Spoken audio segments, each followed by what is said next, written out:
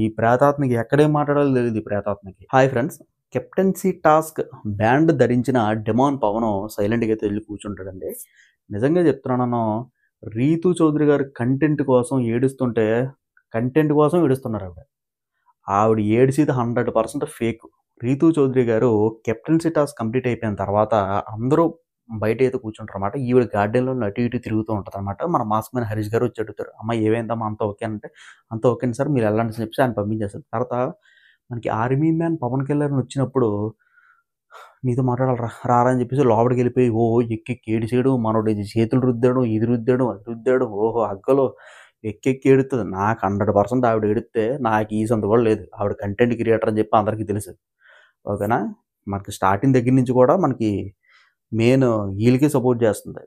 ఓకేనా, కామనర్స్కే సపోర్ట్ చేస్తుంది ఆవిడ. అది లైవ్ చూసినోడికే కాదు, మనకి బిగ్ బాస్ రెగ్యులర్గా ఫాలో అవుతున్నాడు కూడా ఆ సంగతి తెలుసు. ఓకేనా, ఎందుకు ఓవర్ బిల్డప్? రీతు చౌదరి గారు కదా అడుగుతున్నాను, ఎందుకు ఓవర్ బిల్డప్? అయిపోయింది కదా, టాస్క్ అయిపోయింది కదా. మన ఇమాన్యుయల్ కూర్చొని బాధపడుతుంటారు అనమాట. ఇదే మాట. అరే నేను కరెక్ట్గా నాటాడండి. ఇంకోటి ఏంటంటే, మనకి టాస్క్ జరుగుతున్న మధ్యలో నిజంగా భరణి శంకర్ గారు ఎలిమినేట్ అవ్వరు, కావాలని ఎలిమినేట్ చేసింది ఈవిడ. ఎవరు? రీతు చౌదరి గారు అడ్డమైన రూల్స్ పెట్టి ఎలిమినేట్ చేసింది ఈవిడ.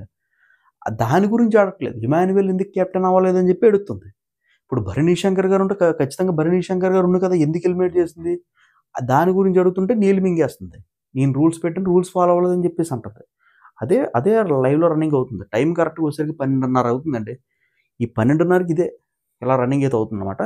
నెక్స్ట్ ఇంకోటి ఏంటంటే, ఇమాన్యుయల్ గారు డిమాండ్ పవన్ అయితే కూర్చుంటారు అన్నమాట. కూర్చున్న తర్వాత ఇమాన్యుయల్ గారు నిజంగా గ్రేట్ అండి. ఏంటంటే 7 కూడా నీ మీద చాలా ఆశలు పెట్టుకున్నారు. ఓకేనా, మొత్తం అందరూ కూడా నీ మీద ఆశలు పెట్టుకున్నారు.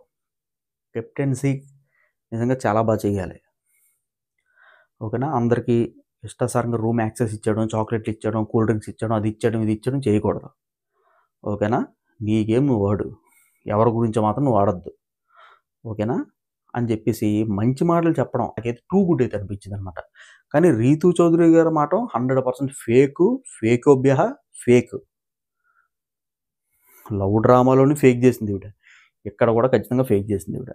నెక్స్ట్ పాయింట్ ఏంటంటే, మనకి ఎంత సినారియో ఈవిడ ఏడుస్తుంటే ప్రేతాత్మ వస్తారన్నమాట. ఎందుకు ఏడుస్తున్నావు, అది నిజంగా నువ్వు చేసింది అయితే, నువ్వు తప్పేం చేయలేదు అని అయితే ప్రియా గారు అయితే అంటారు అనమాట. ఈ ప్రేతాత్మకి ఎక్కడేం మాట్లాడాలో తెలియదు. ఈ ప్రేతాత్మకి మనకి ఇంకా ఆత్మ వచ్చేసరికి మనకి ఇంకా దమ్ము శ్రీజ నిజంగా కీసురు గొంతు వేసుకొని మాట్లాడమే తప్ప ఏటే పాయింట్ లేదు, బొక్క లేదు, ఏ ఇష్టాసారంగా మాట్లాడుతుంది. ఇదేనండి నైట్ అయితే ప్రజెంట్ అయితే ఇది జరుగుతుందన్నమాట. ఎక్కి ఏడిచేస్తుంది, నేను అన్యాయం చేస్తాను, నేను ఇమాన్యుయల్ గారికి చెప్తుంటే నాకు గుండె పగిలిపోతుంది, నా గుండె కరుక్కుపోతుంది. అలాంటప్పుడు ఎందుకు చెప్పు? భరణి శంకర్ని అవుట్ చేయడమే నీకు చేసిన పెద్ద మిస్టేక్ నన్ను అడిగితే.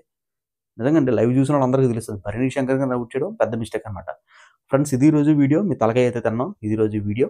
కానీ ఆవిడ ఏడిసింది మాత్రం 100% fake. Good night. Next video కోసం ఖచ్చితంగా మన ఛానల్ సబ్స్క్రైబ్ చేసుకోవడంతో పాటు పక్కన ఉన్న బెల్ ఐకాన్ క్లిక్ చేస్తే నేను ఏ వీడియో పెట్టినా సరే మీ నోటిఫికేషన్ అయితే వస్తుంది. బాయ్.